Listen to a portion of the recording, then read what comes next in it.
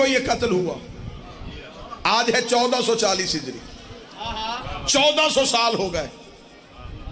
کوفے کی مسجد میں قتل ہوا. قتل بھی کسی عام شخصیت کا نہیں، رسول کے بھائی کا، اس دور کے خلیفۃ المسلمین کا. اتنا بڑا قتل ہوا اور آج تک ہمیں مورخ نے بتایا کہ علی کے قاتل ابن ملجم تھا. یہ ہے مورخ کی زیادتی، یہ ہے تاریخ کا ظلم. اس نے صرف کرائے کا قاتل بتایا.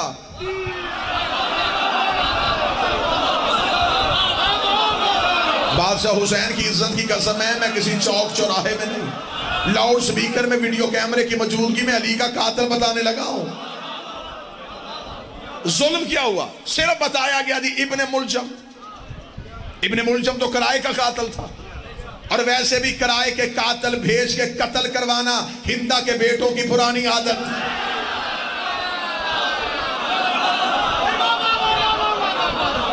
مسجدوں میں سر دینا یہ علی کے نوکروں کا شیوا ہے. اصل قاتل ابن ملجم نہیں. بھیجنے والا کون تھا؟ یہ تلوار خریدی کہاں سے گئی تھی؟ وہ زہر بھیجی کہاں سے گئی تھی؟ قطامہ کا تعلق اس خاندان سے تھا. ہم نے صرف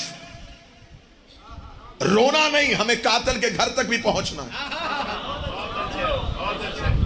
اب شور کوٹ میں یہ مجمع میرا ساتھ دے گا. میں ڈالتا ہوں طریق کے کلیجے میں ہاتھ، میں ڈالتا ہوں مورخ کے گریبان میں ہاتھ. ہم نکالتے ہیں تاریخ سے علی کا قاتل. مجھے کس بات پہ لوگ منبر سے علی کا قتل اس لیے نہیں پڑھتے کیونکہ علی کا قتل پڑھیں گے تو کچھ ایسی شخصیات کے نام آ جائیں گے جس سے کسی کی دل آزاری ہو جائے گی. میری وہی مجبوری کسی کی دل آزاری کے ساتھ نہیں، کیونکہ میری شخصیت کا قتل نہیں، علی میرے مذہب کا نام ہے. کسی کی چھوپڑی کو آگ لگے تو پھر لگے، کسی کا دل جلے تو پھر جلے. باپ کے قاتل کو تو بندہ معاف نہ کرے. اور قتل علی پہ مصلحت امیز خاموشی، صرف اس وجہ سے کہیں رزق بند نہ ہو جائے. تو رزق تو تقسیم ہی نجف سے ہوتا ہے، سانسیں تو مشہد سے ملتی ہیں. پوری ڈٹ کے میں قتل علی کی انکوائری پڑھنے لگا ہوں. 1400 سائل ہو گئے لوگوں کو اس فائل کو دبائے ہوئے. اجازت ہے جی پڑھا جائے؟ داد کی چھٹی توجہ پوری رکھنی، بچے خصوصاً ذہنوں میں رکھنا. اندھا قتل ہو جانا جی، کسی چوک چوراہے میں قتل ہو اور قاتل کا پتہ نہ چلے. سب سے پہلا ذہن میں سوال یہ آتا ہے کہ پتہ کرواؤ مقتول کی دشمنی کس سے تھی.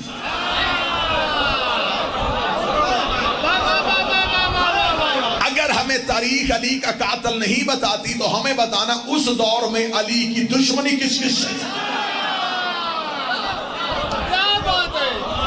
لے دیا میں دوسری پرت کھولنے لگا ہوں، دوسرے صفحے پہ آنے لگا ہوں. یہاں پہ آگے بہت سے کلیجے یوں شک ہوں گے، بہت سی حقیقتیں تمہیں یوں آنکھوں کے سامنے نظر آئیں گی. مجھے زندگی سے محبت نہیں، مجھے موت سے اس لیے محبت ہے کہ موت مرشد علی سے ملاقات کا بہانہ ہے.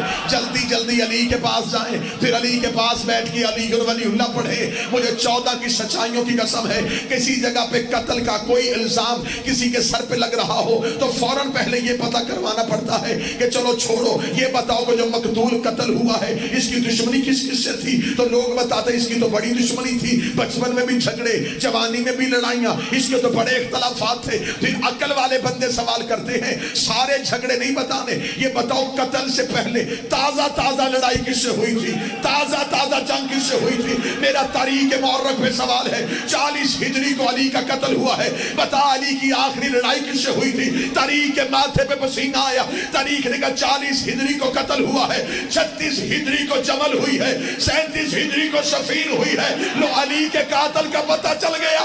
علی کا قاتل یا جمل میں ہے یا صفین میں ہے. لگ گیا علی کے قتل کا کھوج. بسم اللہ سے مکے مدینے سے تلاش کرنے کی ضرورت نہیں، یمن اور مصر کا سفر ہی نہیں کرنا پڑا۔ علی کی آخری 2 لڑائیاں 3 سال پہلے 4 سال پہلے، ایک جمل ایک صفین۔ جب میں نے پوچھا طریق مورخ سے یہ لڑائیاں یہودیوں سے ہوئی تھیں کافروں سے ہوئی تھی؟ مورخ کا بدن کانپا، حقائق پڑھنے کے لیے دانتوں کو پسینہ آتا ہے۔ جب ہم نے مورخ سے پوچھا بتا جمل میں کون تھا، سفین میں کون تھا؟ اس نے کہا جمل میں بھی ایک بڑی شخصیت تھی، سفین میں بھی بڑی شخصیت تھی۔ میں نے کہا جمل میں کون تھا؟ اس نے کہا محمد کی بیوی۔ میں نے کہا سفین میں کہا تھا؟ اس نے کہا ایک صحابی۔ میں نے کہا مجھے اس سے غرض نہیں ہے کہ کس کی رشتہ داری تھی، کس کی تعلق داری تھی، میرے سامنے محمد کی حدیث ہے۔ نبی کہہ کے کہتے ہیں الحق مع علی وعلی مع الحق، حق علی کے ساتھ ہے، علی حق کے ساتھ ہے۔ اب مجھے یہ نہ بتاؤ کہ علی کے مقابلے پہ کون آیا، یہ بتاؤ حق کے مقابلے پہ کون آیا۔ جو بھی آیا، جب بھی آیا،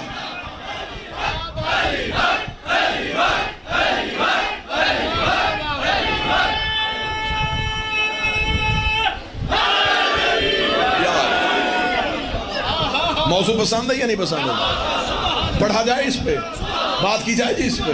آئے علی کا قتل پڑھتے ہیں، تحقیق پڑھتے ہیں۔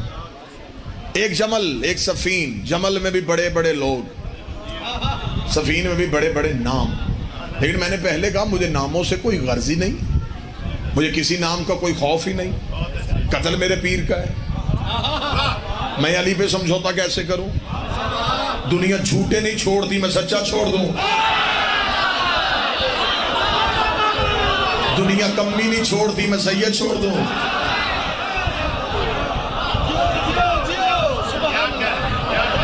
میری مجبوری ہے، میرے رہبر کا قتل ہے، میرے پیر کا قتل ہے، میرے مرشد کا قتل ہے۔ ہم پڑھیں گے قتل علی کی تحقیق۔ بس ٹھیک ہو گیا، نہیں پانی میں نے نہیں پینا جی، بس آئیں قتل علی کی تحقیق پڑھیں۔ پہلی لڑائی جمل۔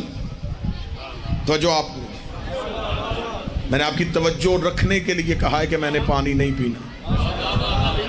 بسم اللہ۔ جمل سفین، جمل کیوں ہوئی، سفین کیوں ہوئی؟ آئیں سب سے پہلے دیکھتے ہیں کہ جو جنگ علی کی ہوئی تھی جمل، تخت کے لیے ہوئی تھی، اقتدار کے لیے ہوئی تھی، خلافت کے لیے ہوئی تھی۔ اگر تخت، تاج، خلافت، اقتدار، حکومت نہیں تھا، اس جنگ کے محرکات کیا تھے؟ جنگیں دوستیوں میں نہیں ہوتی، جنگ ہمیشہ دشمنی میں ہوتی۔ دیکھتے ہیں کہ دشمنی کی وجہ کیا تھی۔ اب میں جو لفظ پڑھوں گا وہ لفظ میرے ریکارڈ ہو رہے ہیں۔ ویڈیو کیمرہ سامنے ہو تو بندہ لفظ سے 1 انچ بھی پیچھے نہیں ہٹ سکتا۔ میں پوری ذمہ داری سے اپنا بیان قتل علی کی تحقیق پہ ریکارڈ کروانے لگا۔ جب ہم نے تاریخ سے پوچھا کہ جمل کیوں ہوئی، تو جمل کے پیچھے جو محرکات تھے، جو وجہ تھی، وہ وجہ یہ تھی کہ جب تیسری خلافت کا دور تھا، اس وقت مدینے میں 2 بڑے گروہوں نے تیسری خلافت کا بائیکاٹ کیا۔ میں اب حقائق پڑھنے لگا ہوں آپ کے سامنے، میں اب تاریخ کے جنگل سے گزرنے لگا ہوں۔ میرے کانٹوں میں سے گزرنا بھی پڑے تو میں گزروں گا تاکہ حقیقت تک پہنچا جا سکے۔ جب تیسری خلافت کا دور تھا تو 2 بڑے گروہوں نے تیسری خلافت کا بائیکاٹ کیا۔ پہلا گروہ نبی کی بیویوں میں سے ایک گروہ تھا جنہوں نے تیسری خلافت کو قبول نہیں کیا۔ وجہ کیا تھی؟ وہ وجہ یہ تھی کہ تیسرے خلیفہ نے اپنی خلافت کے دور میں نبی کی چند بیویوں کا وظیفہ کم کر دیا تھا، پہلے ملتا تھا زیادہ۔ اور یہ بھی تاریخ کہتی ہے کہ نبی کی ہر بیوی کا وظیفہ ایک جتنا نہیں تھا، سب کے وظیفے علیحدہ علیحدہ تھے۔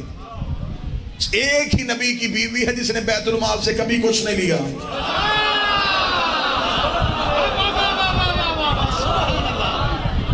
وظائف ملتے تھے۔ اب میرا تاریخ سے سوال ہے کہ جب سب ایک جیسی تھی، وظیفہ ایک جیسا کیوں نہیں تھا؟ اب تاریخ نے مجھے ایک سچائی بتائی، جو سچائی مجھ تک پہنچی وہ میں آپ تک پہنچاؤں۔ تاریخ نے کہا کہ وظیفے ملتے تھے رشتہ داری کی بنیاد پہ،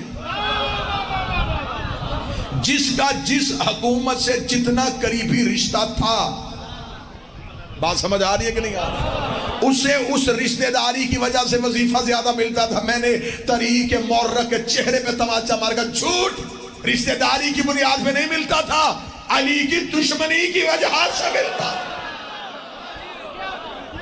جس کی جتنی علی سے دشمنی زیادہ تھی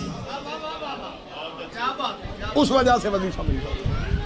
اب جب تیسرے خلیفہ نے وظیفوں میں کمی کی تو نبی کی ایک زوجہ جنہوں نے علی سے جنگ کی، یہ مدینہ چھوڑ کے بصرہ منتقل ہو گئے کہ جب تک اس خلیفہ کا دور ہے میں مدینے نہیں رہوں گی۔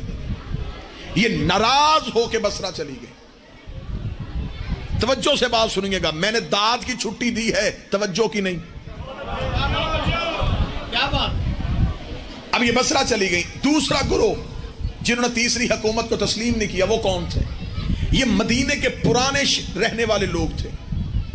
انہوں نے کیوں نہیں قبول کیا؟ وہ کہتے تھے کہ ایک شخص ایسا تھا جسے نبی نے اپنی زندگی میں مدینے سے نکالا تھا،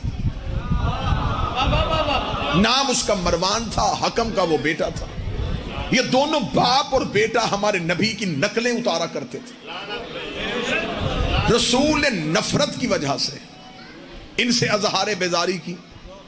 خدا نے جبریل کے ذریعے پیغام بھیج دیا کہ تو برداشت کر لیتا ہے، مجھ سے نہیں ہوتا، انہیں مدینے سے نکال۔ یہ باپ بیٹا نبی نے مدینے سے نکالے تھے اور کہا تھا میرے بعد جو بھی تخت پہ آئے وہ انہیں اور باہر نکالے تاکہ یہ مدینے واپس نہ آ سکے۔ پہلی دو خلافتوں پہ نبی کی وصیت پہ عمل کیا گیا۔ تیسرے خلیفہ کا جب دور آیا، اس نے بجائے اور دور بھیجنے کے واپس مدینے بلایا، مدینے بلا کے مصر کا گورنر بنا دیا۔ حقائق سنتے آئیے گا۔ اب یہ مصر کے گورنر بن گیا وہ، اور مصر اس دور کی سب سے امیر ترین ریاست تھی۔ سب سے زیادہ بیت المال میں پیسہ مصر سے آتا تھا۔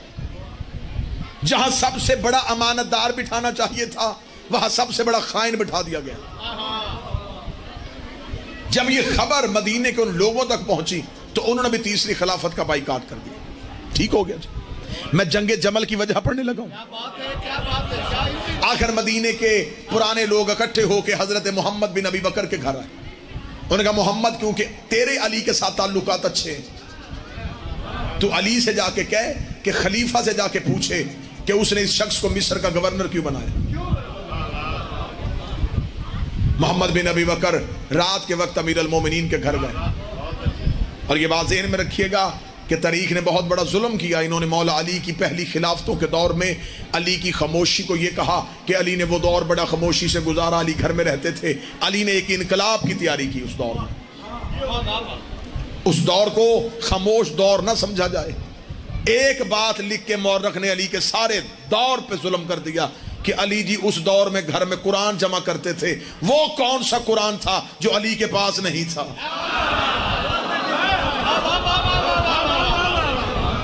قرآن حافظوں کو جمع کرنے کی ضرورت ہوتی ہے، محافظوں کو نہیں۔ علی تو خود قرآن تھا۔ اب وہ پورا ایک مجلس ہے کہ مولا علی کا وہ دور کس طریقے کا دور تھا۔ انشاءاللہ پھر کبھی اس علاقے میں آیا آپ مجھے یاد کروائیں گے کہ ہمیں علی کا وہ دور سنا تو میں آپ کو علی کا 25 سال کا وہ دور سناؤں۔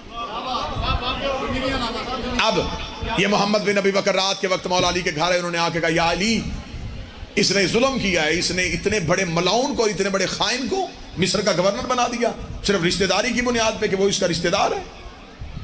مولا امیر المومنین نے کہا محمد کیا چاہتے ہو؟ فرمایا یا علی، ہم چاہتے ہیں کہ شکایت آپ کے ذریعے سے کی جائے۔ مولا نے محمد بن ابی بکر کو ساتھ لیا، مولا دربار میں آئے، دربار میں آ کے حاکم کو بلایا گیا۔ حاکم کو جا کے سپاہیوں نے خبر دی کہ دربار میں اصل حاکم آیا ہے۔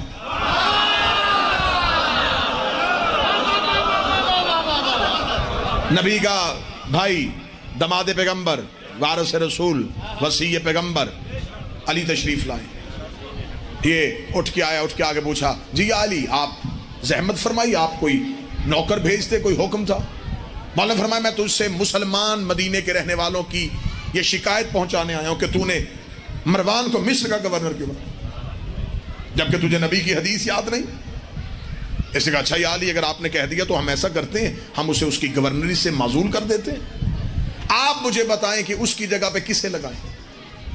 اور فوراً ہی کہہ دیا کہ یہ محمد آپ کے ساتھ آئے. اگر آپ کہیں تو محمد بن ابی بکر کو اس کی جگہ مصر کا گورنر بنائیں. فوراً قاتل سے کہا جلدی کر خط لکھ مروان کے نام کے محمد بن ابی بکر میرا خط لے کے تیری طرف آ رہا ہے. جو ہی محمد بن ابی بکر تیرے پاس پہنچے اپنے آپ کو عہدے سے معزول سمجھ مکمل مصر کا کنٹرول محمد بن ابی بکر کے ہاتھ میں دے کے فوراً مصر سے نکل جا. وہ خط لکھا مہر لگائی خط محمد بن ابی بکر کے ہاتھ میں ہے. محمد بن ابی بکر نے خط کو لیا. مولا امیر المومنین دربار سے نکلے. محمد پیچھے پیچھے چل رہا ہے. محمد بن ابی بکر دل میں سوچ رہے تھے کہ علی کے آنے کی وجہ سے بڑی عزت کی حاکم نے, اس نے اتنی جلدی فیصلہ کر لیا. جو ہی علی کے گھر کا دروازہ آیا علی گھر میں داخل ہونے لگے. محمد بن ابی بکر نے روکے کہا مالک اگر آپ حکم کریں تو کیا میں ابھی مصر کے لیے روانہ ہو جاؤں. علی کا ایک قدم گھر میں تھا دوسرا باہر تھا. علی نے پیچھے مڑ کے دیکھ کے کہا رات کے وقت سفر نہ کرنا.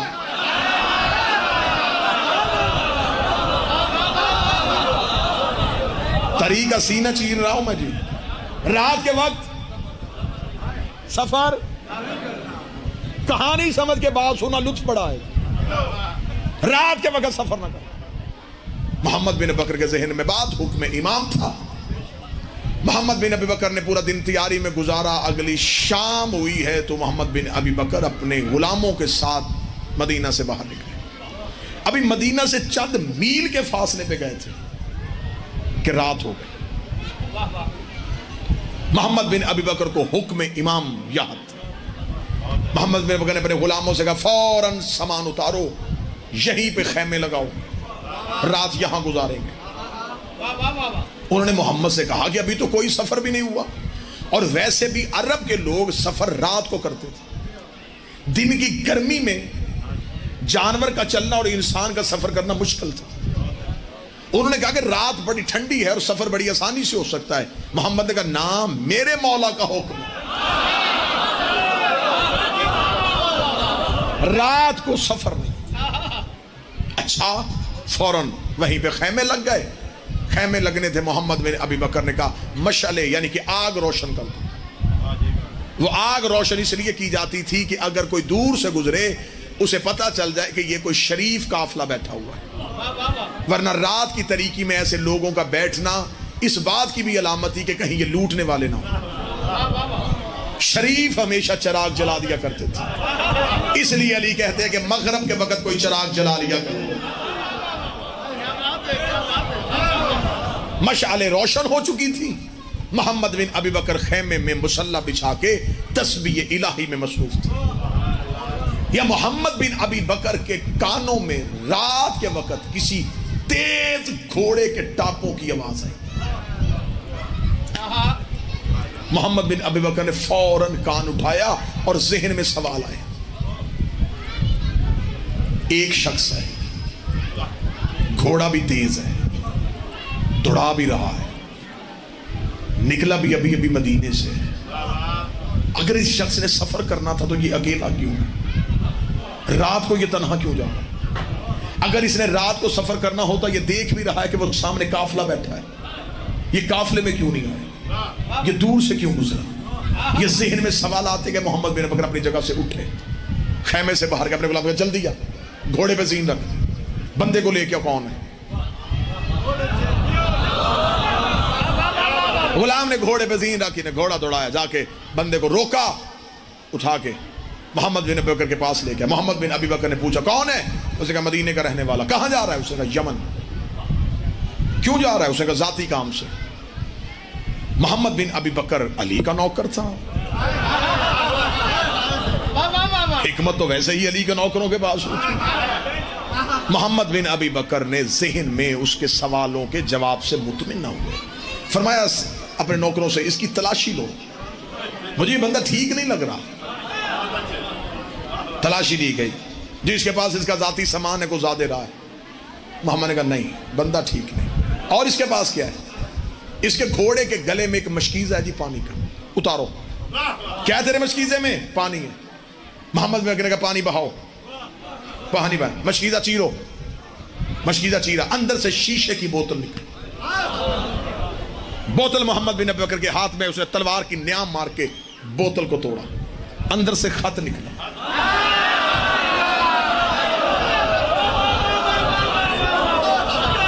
خط کھولا گیا، سنتے ہیں صرف سنتے نا، خط کھولا گیا، خط کھولا، اس میں لکھا تھا یہ حاکم کی طرف سے خط ہے، محمد بن ابی بکر میرا ایک خط لے کے تیری طرف روانہ ہو چکا ہے، اس کے پہنچنے سے پہلے میرا تیز رفتار گھوڑا سوار تیرے پاس پہنچ جائے گا، فوراً ایک لشکر کو لے کے مصر کے باہر کھڑا ہو جا، محمد بن ابی بکر کو رستے میں قتل کروا دے، اس کی لاش کسی ویرانے میں پھینک دے، نیچے مہر نیچے دستخط۔ محمد بن ابی بکر نے خط بند کیا، منہ مدینے کی طرف کر کے کہا او سفروں سے بچانے والے، واہ علی واہ، میں تو پریشان تھا کہ میں نے مشکل موضوع شروع کیا ہے اور اتنے بسم اللہ بادشاہ حسین با خدا دو علم مین گواہ ہیں، بسم اللہ سرکار علمین گواہ ہیں کہ میں پریشان تھا کہ میں نے مشکل موضوع مشکل وقت میں شروع کر لیا، بہت بہتر توجہ آپ نے، بس اتنی ہی توجہ چاہیے۔ اے سفروں سے بچانے والے، تو نے احسان کیا نوکر، محمد نے بندے پکڑا سیدھے مدینے، علی کی دہلیز میں بھی جا کے محمد رکے تھے، علی کی اندر سے آواز آئی بندہ گرفتار ہو گیا،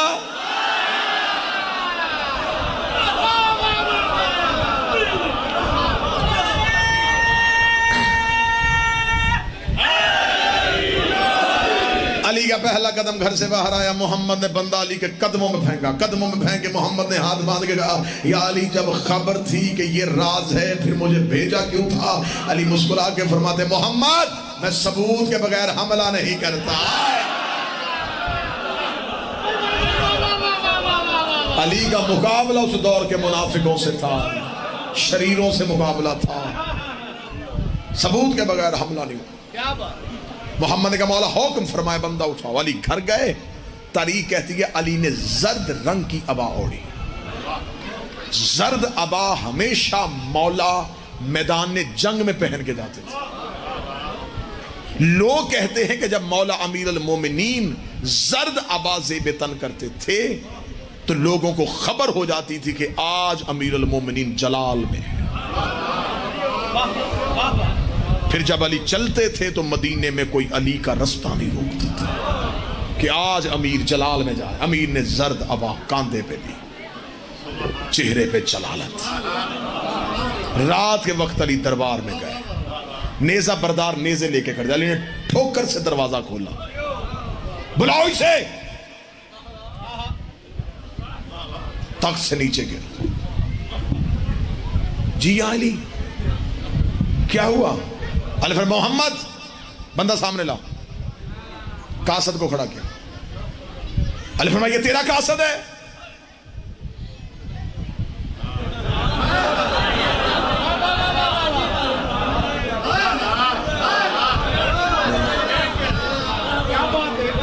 تو نے نہیں بھیجا؟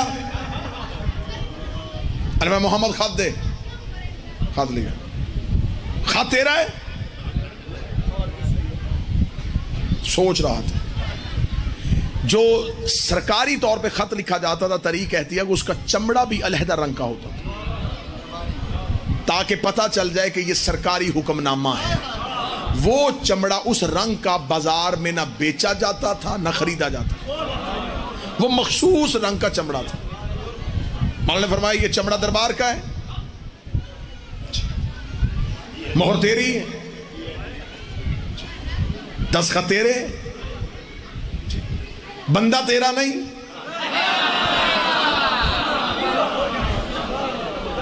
جی علی میرا ہے۔ ابھی وضاحت میں جی وہ میں بتانا اتنا کہنا تھا، یہ علی مڑے، علی نے فرمایا اب میری کوئی ذمہ داری نہیں، یہ کہہ کے علی باہر نکلے۔ علی کا باہر نکلنا تھا، مدینے میں شور مچ گیا کہ اس نے اس شخص کو نکالنے کی خاطر محمد کا قتل کرنے کا پروگرام بنایا اور خط علی پکڑ چکے۔ ایک گروہ جو پہلے ہی اس رستے سے ہٹانے پہ آمادہ تھا، انہوں نے رات کے وقت گھر کا گھیراؤ کر لیا۔ اس مخصوص گروہ نے جب گھیراؤ کیا، یہ رات کے وقت دروازے کی دیوار کے پاس کھڑے ہو کے اس نے اونچی آواز میں کہا، کوئی علی کو جا کے بتائے کہ میں بھوکا ہوں۔ اتنا کہنا تھا، یہ تھوڑی دیر کے بعد 2 سائے گلی میں آئے۔ اس گروہ نے کہا، روکو، کون آ رہا ہے گلی میں؟ کسی نے کہا، رستہ دو، حسنین آ رہے ہیں۔ حسن کے ہاتھ میں کھانا، حسین کے ہاتھ میں پانی۔ دیوار پہ حسن اور حسین نے پانی اور کھانا رکھ کے کہا، سخی نے بھیجا ہے۔ اس نے فوراً دیوار کے پاس آ کے کہا، شہزادو، بابے سے جا کے کہو کہ میری جان خطرے میں ہے۔ حسن نے باہر سے آواز دے کے کہا، تم نے صرف کھانا مانگا تھا۔ جب حسن حسین واپس ہوئے تو اس جو گروہ جس نے گھیراؤ کیا ہوا تھا، اب انہیں یقین ہو گیا کہ اگر اس نے اب دوبارہ علی کو اپنی جان کی مدد کے لیے بلا لیا تو پھر اس کا قتل مشکل ہوگا۔ رات کے وقت دیوار پھلانگی، خلیفہ کا قتل ہو گیا۔ جو ہی خلیفہ کا قتل ہوا، خبر پہنچ گئی بصرے۔ بات آپ بھول گئے، بصرے کون گیا تھا؟ وہ نبی کی زوجہ۔ فوراً طلحہ و زبیر مدینہ سے نکلے، انہوں نے بصرہ جا کے اس نبی کی بیوی سے کہا، سب سے اچھا موقع اب ہے۔ جو قتل ہوا اس سے بھی ہماری دشمنی تھی۔ الزام لگاتے ہیں علی کے ساتھ، علی کو بھی رستے سے ہٹائیں اور حکومت اسلامیہ پہ خود قابض ہو جائے۔ بہت بڑا لشکر ہمارا ساتھ دینے کے لیے تیار ہے۔ نبی کی اس زوجہ کو بصرہ سے نکالا گیا، ایک مخصوص اونٹ منگوایا گیا جس کی شکل بھی باقی اونٹوں جیسی نہیں تھی۔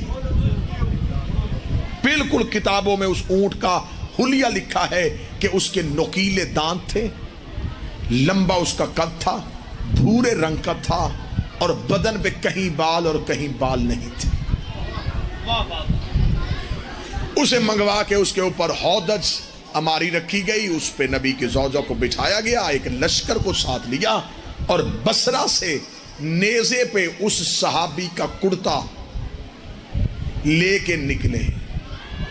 علم انہوں نے بھی نکالا تھا جن کے ماننے والے کہتے ہیں کہ اب دیکھنے سے نکاح ٹوٹ جاتا ہے۔ پورا لشکر لے کے بصرہ سے چلے، ایک جگہ ایسی آئی جہاں پہ آ کے اس لشکر کے پیچھے کتوں نے دوڑنا شروع کیا۔ اتنے اس قبیلے کے کتے آئے کہ انہوں نے لشکر کو رکنے پہ مجبور کر دیا۔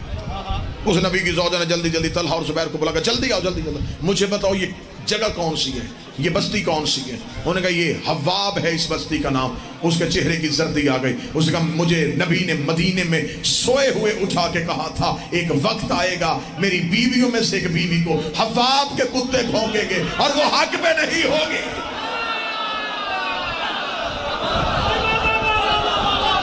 نبی نے مجھے کہا تھا، مجھے رسول نے کہا تھا، مقام حواب کے کتے بھونکیں گے اور وہ حق پہ نہیں۔ لہذا یہ مقام حواب ہے، مجھے واپس جانا ہے۔ 40 گواہیاں قرآن پہ آئیں کہ یہ مقام حواب نہیں۔ اسلام کی پہلی جھوٹی گواہیاں۔ پھر آمادہ کیا علی کی دشمنی میں کہ اگر ہم نے دیر کر دی تو کہیں علی خلیفہ نہ بن جائے، خلافت علی کے پاس نہ چلے جائے، ہمیں خلیفہ بننے سے پہلے پہلے علی کا رستہ روکنا۔ خبر مولا علی کو مدینے پہنچ گئی کہ وہاں سے بصرے سے پورا لشکر چل پڑا۔ علی نے اپنا لشکر ساتھ لیا، مدینے سے نکل کے علی نے ایک میدان میں جا کے لشکر کو روک لیا۔ جہاں جا کے دونوں لشکروں کا آمنا سامنا ہو گیا وہ ایک میدان تھا، کیونکہ یہ اونٹ پہ بیٹھ کے آئی تھی۔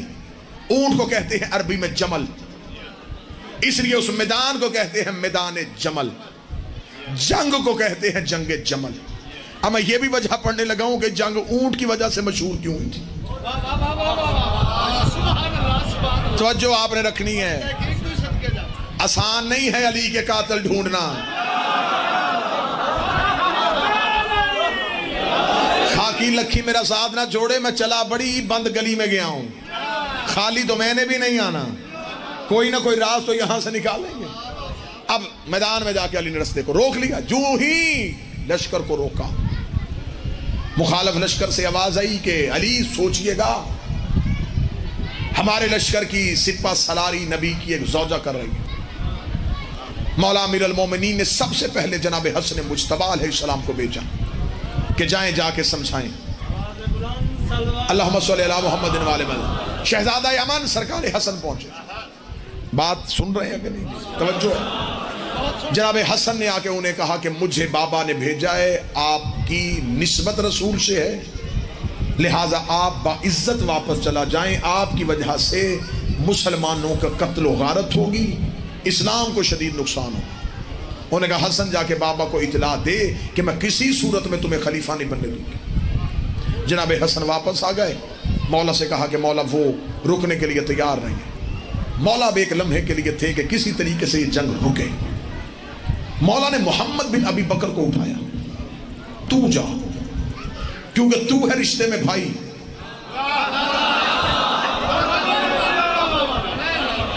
सोचो तो सही कि अली को किस दौर में कैसे लोगों से सामना था। मोहम्मद तू जा। मोहम्मद बिन अबी बकर रात के वक्त आए। किताबें कहती हैं कि ये खैमे में बैठी हुई थी, दरवाजे में 2 सिपाही खड़े किए हुए थे। मोहम्मद खैमे में जाने लगे। सिपाहियों ने नेज़ों से मोहम्मद को रोका। उन्हें रोकेगा तू नहीं मिल सकता, क्योंकि उन्होंने मना किया हुआ है कि कोई भी आए तो मैं नहीं मिलूंगी अली के लश्कर से, किसी को भी मैं मिलने के लिए तैयार हूँ। मोहम्मद ने कहा उन्हें जाके बताओ कि मैं मोहम्मद बिन अबी बकर हूँ। जाके जब सिपाही ने कहा कि आपसे मोहम्मद बिन अबी बकर मिलने के लिए आए, वो कह रहे मैं भाई हूँ, तो उन्होंने हुजरे के अंदर पर्दे के पीछे खड़े होकर बात दी, मोहम्मद मैं तुझसे मिल लेती अगर तू अली के लश्कर में ना होता, क्योंकि तूने अली का लश्कर कबूल किया, तूने मुझे रिश्ते में भाई था तू मेरा, तूने अली का लश्कर कबूल किया, लिहाजा मैं तुझे कभी भी मिलने के लिए तैयार नहीं। इतना कहना था मोहम्मद के जुमले आज भी तारीख में है। मोहम्मद ने कहा अगर तू अली की वजह से मुझे छोड़ रही है, तेरी जैसी 1000 बहनें हो, मैं अली से कुर्बान कर। अगर मुझे अली की वजह से छोड़ रही है। कौन कहता है कि हम इज्जत नहीं करते?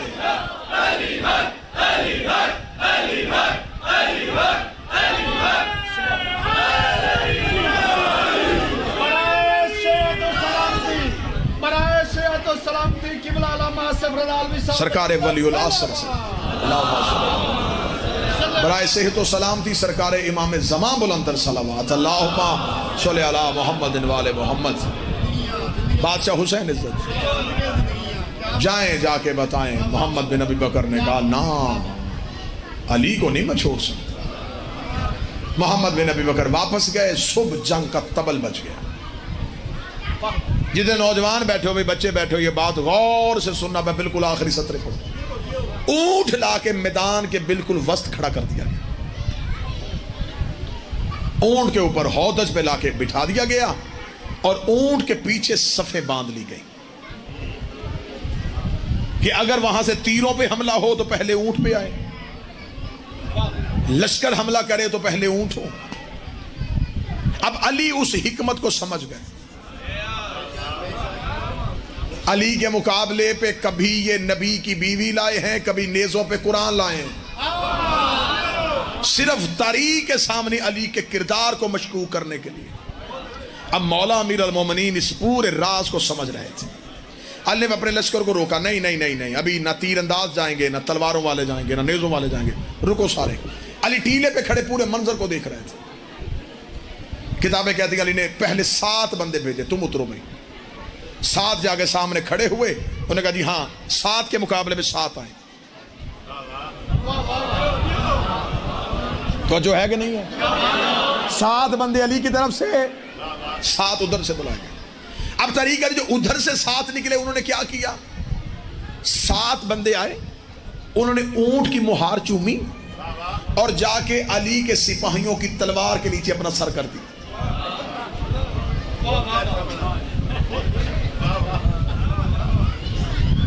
अब वो जो सिपाही साथ गए थे, उन्होंने अली की तरफ देखा कि अब ये तो लड़ ही नहीं रहे, सर हमारी तलवार के नीचे किया हुआ कि मारो हमें, कत्ल करो। अल्लाह ने फरमाया रुको। मौला ने मालिक अस्तर को बुलाया। मालिक करीब है, मालिक अस्तर करीब है। मौला फरमाते मालिक मुझे अंदेशा है अगर ये ऊंट खड़ा रहा जैसे सामरी के बछड़े की पूजा हुई थी, इस ऊंट की पूजा ना होनी शुरू हो जाए। मालिक अस्तर ने कहा मौला फिर मेरे लिए हुक्म फरमा। मालिक जा, ऊंट गिरा, नतीजे पे आने लगा हूं मैं, वो जिसे जाकर कहते हैं ना टीप का मिसरा, अब आया, ऊंट गिरा। अब मालिक अस्तर अली का कमांडर, जो अली के होते कमांडर हो, जिसे अली शुजा गले फरमाया मालिक हमला कर। भाईजान मालिक ने घोड़े पे ज़ीन रखी, मालिक ने तलवार को न्याम से निकाला, मालिक ने अपने घोड़े को दौड़ा के बिल्कुल ऊंट के करीब जाके मालिक ने पूरी जुर्रत के साथ ऊंट की टांग काटी। टांग कट के मालिक का घोड़ा आगे गया, मालिक ने पीछे मुड़ के देखा 3 टांगे ऊंट खड़ा है।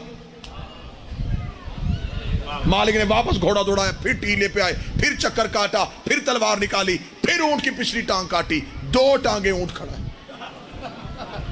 हकाइक पढ़ रहा हूं मैं आपके सब, क्या बात है। अब अली के नौकर देख रहे हैं ये क्या हो रहा है। शायद ऊंट इतना सेहतमंद है कि वो अपनी 2 टांगों पे अपने वजन को उठाए। अली फरमाया मालिक हमला दोबारा कर। मालिक ने फिर टीले से घूम के आए, तलवार ने आम से निकाली, फिर मालिक ने घुटने दोनों जमीन पर रख के हमला किया। 3री टांग कट गई, 1 टांग ऊंट खड़ा। जब 1 टांग पे ऊंट खड़ा तो उधर से लश्कर से शोर मच गया, हम हक पे हैं, देखो अल्लाह हमारे साथ है, अल्लाह इस ऊंट को गिरने नहीं दे रहा। जब अल्लाह अल्लाह की सदाएं आने लगी तो अली के नौकरों ने अली का चेहरा देखा। अली सब वहां जमल के टीले पे खड़े थे। मालिक ने देखा मौला हुक्म क्या है। अली के बाद मालिक ला हौला वाला पढ़ के हमला कर। ऊंट नहीं, शैतान खड़ा है। मालिक ये ऊंट नहीं, ये शैतान है। ला हौला पढ़ के हमला कर। मालिक ने अपने घोड़े को दौड़ाया, अपनी तलवार को हवा से घुमाते ला हौला वला कुव्वता इल्ला बिल्लाहिल अलीयुल अज़ीम की सदाएं देता देता इधर माल के इधर ऊंट के करीब आया। मालिक ने दोनों हाथों से वार किया, ऊंट की टांग का कटना था। हौदज जमीन पे गिरने लगा, लोगों की धड़कनें बंद हो गई। नबी की सौजा का कत्ल होने लगा, नबी की सौजा की तौहीन हो गई। या अली के पीछे से एक जवान को अली ने इशारा किया, वो बिजली की सी तेजी से गया, उसने हौदज को जमीन पे गिरने से पहले अपना घोड़ा ऊंट के करीब किया, हौदज में हाथ डाला, उसे हौदज से निकाल के घोड़े की पूंछ में बिठाया। उन्होंने आवाज देगा हाय, अली ने गैर का हाथ मुझे लगवा दिया। उसे नकाब हो जाएगा, चुप, तेरा भाई मोहम्मद बिन अबी बकर।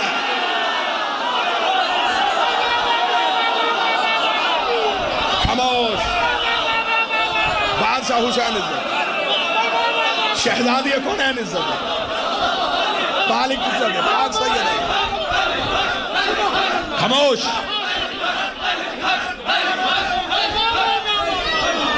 तेरा भाई मोहम्मद हूं, वो दिलों के राज जान, गैर नहीं। अली ने मुझे भेजा लाके। अब अगली बात जो शायद आज तक आपने मिंबर से न सुनी हो, ये नौकर पहली बार यूं रात से पर्दा उठाए, खैमे में लाके बिठाया गया। अब अली बेटों के साथ मिलने के लिए आए। अली ने खैमे के दरवाजे पे खड़े होकर कहा मैंने पहले हसन को भेजा, फिर मोहम्मद को भेजा, मैंने हर हुज्जत को तमाम किया। आपको चाहिए था आप कत्लो गारत न होने देते, आप पहले ही वापस चले जाते। उन्होंने कहा ए अली मुझे एक बार मदीने पहुंचने दे, मैं शोर बर्पा करूंगी, मैं कब्र रसूल पे जाकर सर के बाल खोलूंगी कि मोहम्मद की सौदा के साथ ये हुआ, नबी की बीवी के साथ ये हुआ। बार बार जब उन्होंने कहा नबी की सौजा, नबी की सौजा, नबी की सौजा, अली ने बेटों की मदद में दोबारा ये बात ना कीजिएगा, आप थी है नहीं, आप थी है नहीं। उन्होंने कहा क्यों नहीं थी? फरमाया मैं मोहम्मद का नफ्स होने की वजह से आज से आपको मोहम्मद के रिश्ते से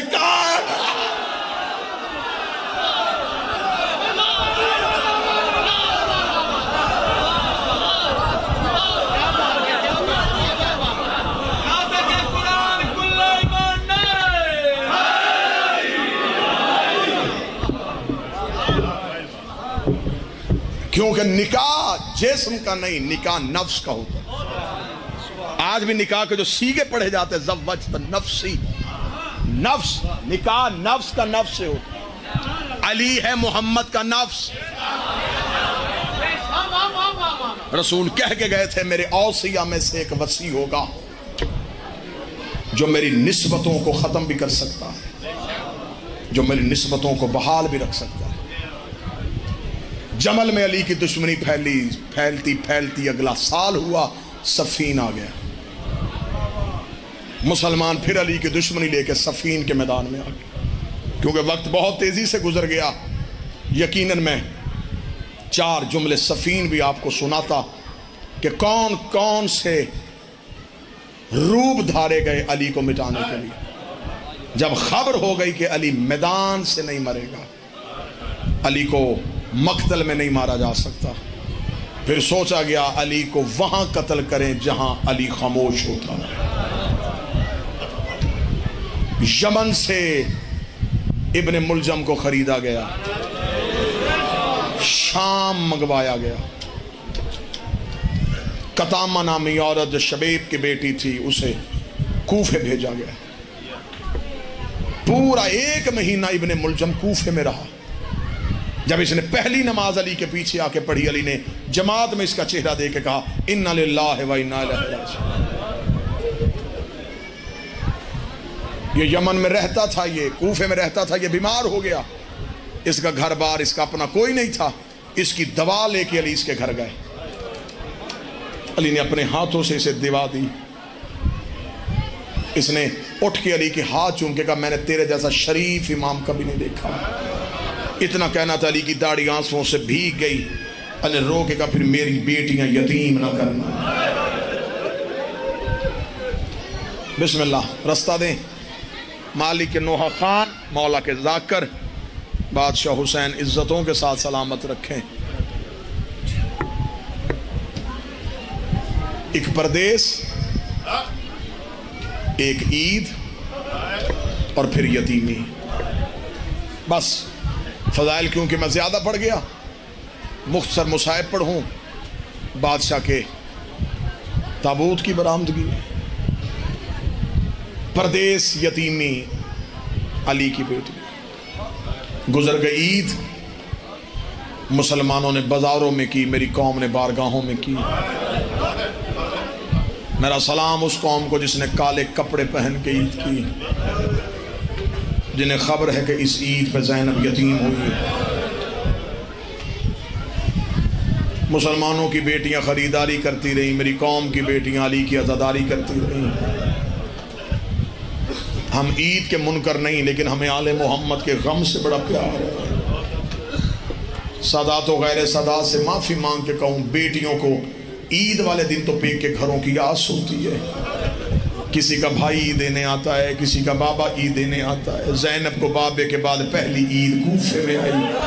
حسن نے سر پہ علی والا امامہ رکھا، بہن کے گھر گئے، رو کے جا کے کہا زینب آج بھائی بن کے نہیں، آج بابا بن کے آیا ہوں۔ میری حسرت ہے تو جیسے بیٹیاں باپ سے مانگتی ہیں، مجھ سے کچھ مانگ۔ مصلی سے اٹھی علی کی عالیہ بیٹی، بھائی کے گلے میں باہیں ڈال کے کہتی تیری جوانی کی قسم ہے، میں نے تو زندگی میں بابے سے بھی کبھی کچھ نہیں مانگا تھا۔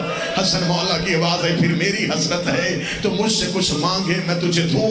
رو کہتی ہیں حسن میں جو مانگوں وہ دے دے گا، پر میں تو جو مانگے گی میں دوں گا۔ حسن مولا نے حسین کے سر پہ ہاتھ رکھا، رکھے گا میں شبیر زامن دیتا ہوں، تو جو مانگے گی میں دوں گا۔ جو ماتم کرنے کے لیے ہے روئی تڑپی، رو کہتے پھر میری منت ہے ایک بار غازی سے کہے میرے باپ علی کے کپڑے پہن کے میرے گھر میں مجھے چل کے دکھائے، میں غازی کو چلتا ہوا دیکھوں گی، مجھے میرا بابا علی یاد۔ آج روکو ایک بار غازی سے کہے میرے گھر میں آئے، میں چلتا ہوا عباس دیکھوں، مجھے میرا بابا یاد آئے۔ آئی تو بابے کی شاہی دیکھنی تھی، صدر دروازے پہ کھڑے تھے علی بیٹی کے استقبال کے لیے۔ اماری پہ ہاتھ رکھے گا السلام علیکم یا اہل بیت نبوہ۔ اماری کے اندر سے آواز ہے علیکم السلام، بابا بیٹی کا سلام ہے۔ کتابیں کہتی علی نے اماری کا پردہ ہٹایا، علیہ یا بنتی، میری بیٹی میرے قریب آ۔ میری شہزادی کا چہرہ بابے کے قریب گیا، علی نے کانپتے ہوئے ہاتھوں سے بیٹی کی آنکھوں سے نقاب ہٹایا، رو کے فرمایا عالیہ ایک لمحے کے لیے آنکھیں کھول۔ رو کے کہتی بابا مجھے بڑی شرم آتی ہے، فرمایا حکمن کہہ رہا ہوں آنکھیں کھول، بی بی نے آنکھیں کھولی، علی کی آواز ہے، یا علی دیکھ یہ کوفے کا صدر دروازہ ہے، یہ دار الامارہ ہے، یہ کوفے کی گلیاں ہیں، یہ کوفے کے بازار ہے۔ بی بی نے پردہ گرایا، رو کے کہتی بابا جگیر دکھانی حسن کو دکھا، حکومت دکھانی حسین کو دکھا، میں تیری پردہ دار بیٹی ہوں بابا، میں نے کوئی کوفے آنا ہے۔ امیر کی آواز آئی شریفوں کو اجڑتے دیر ہے، ہو سکتا ہے تجھے کوفے آنا پڑے۔ آخری افطار کیا اس بیٹی کے گھر جس سے پیار تھا، محبت سے بنایا ہوا شربت، یہ کہہ کے چھوڑ دیا کہ آج صبح میرا کوئی مہمان آنا ہے۔ لے جی 18 کی ایک روایت سناؤں، اسی پہ گریہ ہو گیا تو اسی پہ بادشاہ کا جنازہ آ جائے گا۔ کتابیں کہتی ہیں جب 18 رمضان 18 اور 19 جو 19 ضرب لگی ہے نا جی صبح، وہ پچھلی رات امیر گھر میں بیٹیوں اور بیٹوں کے ساتھ تھے۔ امیر المومنین کے دروازے پہ دستک ہوئی، بیٹے بڑھنے لگے، علی نے کہا میں جاتا ہوں۔ علی خود اٹھے، علی نے دروازہ کھولا، دیکھا کہ باہر 4 گھوڑے، چاروں گھوڑوں پہ 4 جوان، چہروں پہ نقاب، تلواریں علم کی۔ علی کا قدم آیا، چاروں کے چاروں گھوڑوں سے اترے، چاروں کے چاروں نے علی کے قدموں پہ ہاتھ رکھے۔ علی کی آواز آئی من انتم، کون ہو تم؟ پہلے نے چہرے سے نقاب اٹھایا، قدموں پہ گر کے کہتا مولا میں اسود بن نباتا ہوں۔ دوسرے کی آواز آئی مولا میں عبداللہ بن عوف ہوں۔ تیسرے کی آواز آئی مولا میں ابراہیم ابن مالک اشتر ہوں۔ چوتھے کی آواز آئی مولا میں حذیفہ یمانی ہوں۔ علی فرماتے آدھی رات کو میرے دروازے پہ کیوں آئے ہو؟ حذیفہ کی اپنی روایت ہے، حذیفہ چند قدم آگے بڑھے، آگے بڑھ کے ہاتھ باندھ کے مولا میں بتاتا ہوں آدھی رات تیرے دروازے پہ آنے کی وجہ۔ علی فرماتے بول حذیفہ کیا وجہ ہے؟ حذیفہ رو کہتا مولا جب سے کہ 40 ہجری کا رمضان طلوع ہوا ہے ہمیں تیری تقریروں سے بڑا ڈر لگتا ہے۔ مولا ایک دن آپ تقریر کر رہے تھے، ایک صحابی نے پوچھا یا علی آپ نے داڑھی خضاب کیوں نہیں کی؟ آپ نے رو کے فرمایا تھا ان قریب یہ لہو سے خضاب ہونے والی ہے۔ یا علی ایک بار آپ نے ایک صحابی سے پوچھا آج رمضان کی کتنی تاریخ ہے؟ اس نے بتایا، آپ نے کہا زیادہ گزر گئے تھوڑے رہ گئے۔ مولا ہم نے بازار میں کسی کو زہر خریدتے ہوئے دیکھا ہے، مولا کوفے کے حالات ٹھیک نہیں ہیں، مولا ہمیں بڑا ڈر لگ رہا ہے، مولا ہم چاروں نے قسمیں کھائی ہیں، ہم نے دینا ہے آپ کے دروازے میں پہرا۔ یا علی آپ مسجد میں جائیں گے ہم ساتھ جائیں گے، آپ کہیں بھی جائیں گے ہم ساتھ جائیں گے، یا علی ہم چاروں نے پہرا دینا ہے۔ اتنا کہنا تھا علی کی آواز اللہ تمہیں جزائے خیر دے، تم نے اپنے وقت کے امام کا خیال رکھا ہے۔ حذیفہ قدموں میں گر گیا تھا خبر ہمیں بھی ہے، زندگی اور موت کے وارث تو آپ ہیں، لیکن مولا ہماری منت ہے بیٹیاں آئی ہیں مدینے سے، پردیس میں بیٹیاں یتیم نہ کرنا۔ علی کی آواز آئی میں تمہیں کہتا ہوں اپنے اپنے گھروں کو واپس چلے جاؤ۔ حذیفہ کہتا علی نے امام بن کے حکم کر دیا، ہم پہ کھڑا ہونا حرام ہو گیا تھا۔ حذیفہ کہتا ہم نے اپنے اپنے گھوڑوں کی باگیں پکڑی، ہم علی کی گلی سے نکلے۔ حذیفہ کہتا مجھے پوری زندگی وہ منظر نہ بھولا جب میں علی کی گلی کا موڑ مڑ رہا تھا، میں نے آخری بار مڑ کے دیکھا علی ہاتھ ہلا کے کہہ رہے تھے حذیفہ اللہ کے حوالے، حذیفہ مولا کے حوالے۔ حذیفہ کہتا میں روتا روتا گھر آیا، میں نے اپنے سر سے امامہ اتار کے دیوار پہ مارا، میں ایڑیاں رگڑ کے رونا شروع ہوا۔ میری زوجہ قریب آ کے شرم کر، علی کا نوکر ہو کے بچوں کی طرح رو رہا ہے۔ حذیفہ رو کے گئے تھے علی کے دروازے میں پہرا دینے، علی نے ہمیں واپس بھیج دیا، کوفے کے حالات ٹھیک نہیں ہے۔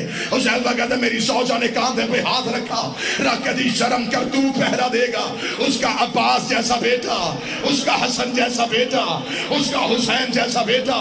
حذیفہ کہتا میں روتا روتا ریت میں لیٹ گیا، تھوڑی دیر بعد میری زوجہ نے میرے کاندھے پکڑے، رو کے کہتی حذیفہ جاگ۔ حذیفہ سن یہ آواز کس کی ہے؟ حذیفہ کہتا میں تڑپ کے اٹھا، آواز آ رہی قد قتل الامیر المومنین، مارا گیا مسجد میں علی، مارا گیا مسجد میں عباس کا بابا۔ حذیفہ کہتا میں مسجد کی جانب دوڑا، مصلی لہو سے تر تھا، علی کا سر ایسے کھلا تھا جیسے کاری کے ہاتھوں پہ قرآن۔ ماتم امیر